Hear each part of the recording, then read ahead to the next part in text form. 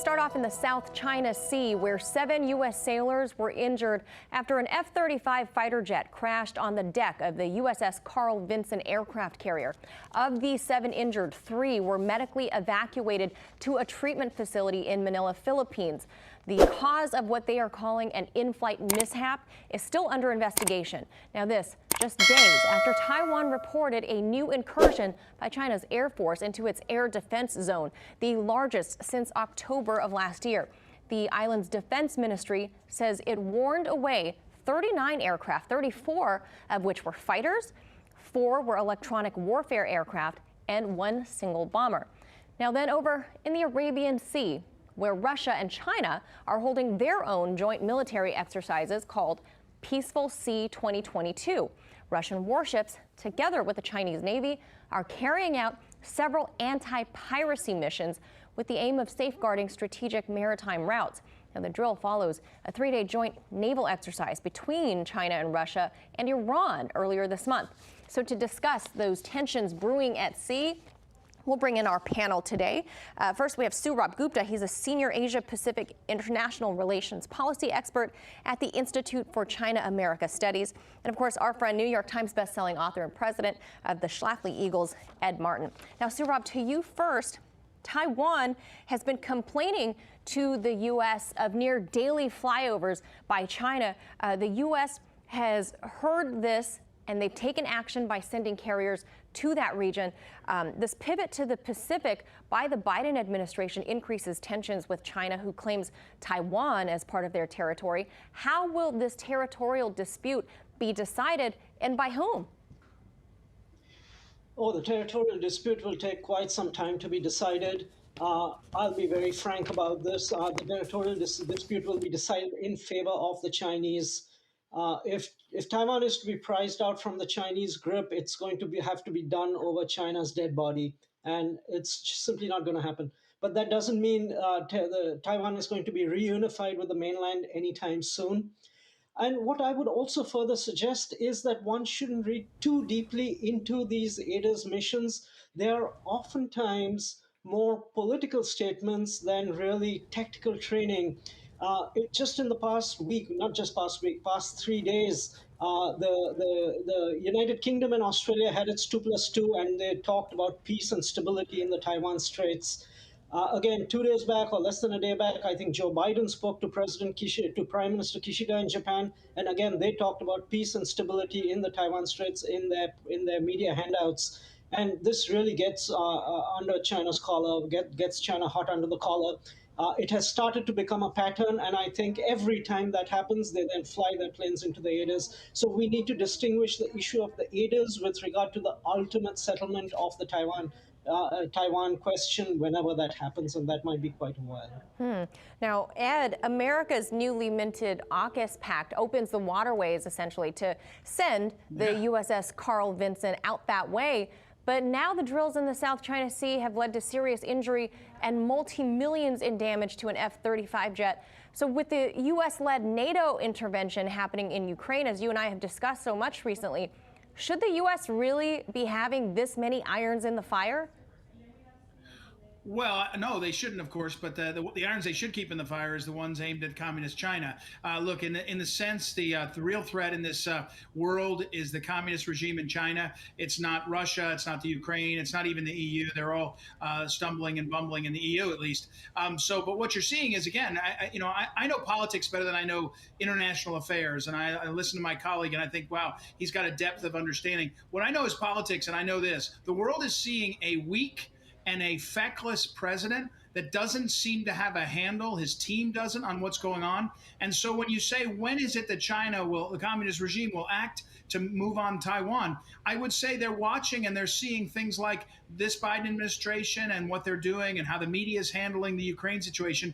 And they're seeing an opportunity, just like Kim Jong-un saw an opportunity to throw a missile in the air, just like the Iranians are seeing an opportunity. Again, weak leadership in America leads to uncertainty in the world. And that's what we're seeing. That's what should worry us. So when you say, are there too many irons in the fire? Yes. But more importantly, there's no one who's holding the irons to the fire with a sense of a vision of what American strength can do to stabilize the world instead of destabilizing it. Well, that could perhaps be even scarier.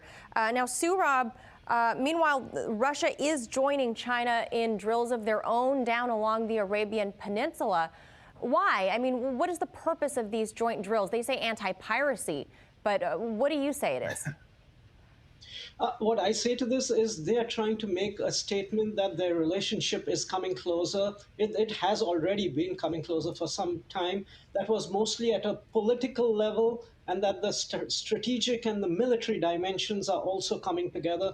And that's why there have been quite a lot of joint military exercises now within the past 5 years between Russia and China, which just did not happen previously. And we've had that at various geographies. Of course, it's happened right in the Eurasian heartland, but it's also happened, as you're seeing, in the Arabian Sea with the Iranians, a trilateral drill also out there. And we've also had it in I think in the Baltics and in Northern Europe. So, and I'm sorry, I should also add also in near the Kuril Islands, vis-a-vis Japan. So they're trying to make a statement that their alliance, that their partnership is being elevated to a strategic level, and that there are that there is a fairly strong military dimension to it also, and that this is not just related to their immediate territories, but is fairly expansive, much beyond their immediate national territories. Now, Ed, what do you think? Are Russia and China flexing on the U.S.? Is that for me? Oh, that was for Ed. For Ed. Oh, I'm sorry. Yeah, go ahead. Oh, I think we lost Ed. So it's just you. Oh, wait, there he is. There he's back. Sorry, I'm not sure what happened there. No, look, again, I think what you're seeing, and it's a great problem.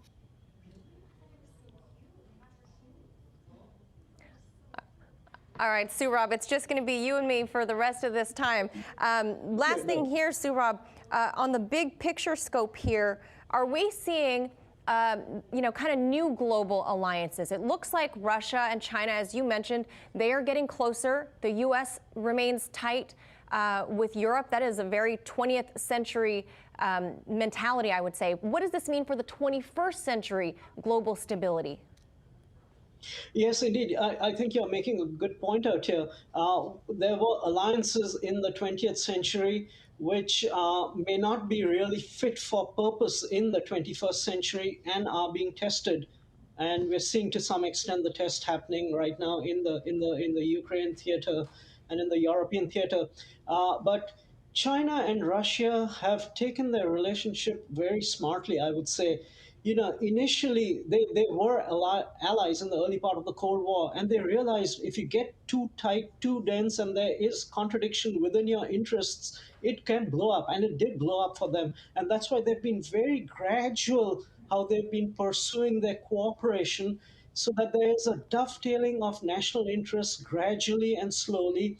And what we are seeing, this military cooperation on their part, is just a sign that this is not an alliance hammered together on a kind of a shotgun marriage. This is more about national interests dovetailed together, which is reaching a broader and more expansive geographic reach. And this naturally will have implications for the future, because even if the Chinese don't intervene, say, in any way in a European situation, and the Russians don't intervene in any way in a Taiwan Strait situation, there's always the threat and the fear that how their cooperation might shake out if there is a contingency in either of those theaters or elsewhere. And it's also a signal to people like the Indians that, look, in your backyard, we are exercising together, and we also have the Iranians, and they're separately at some point in time they might exercise with the Indonesians.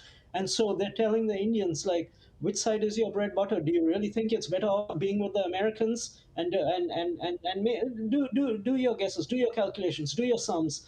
And I think at this point of time, it's an interesting set of partnerships which are being scaled upwards, which will have, I think, important implications for the world for the next 30 years, frankly.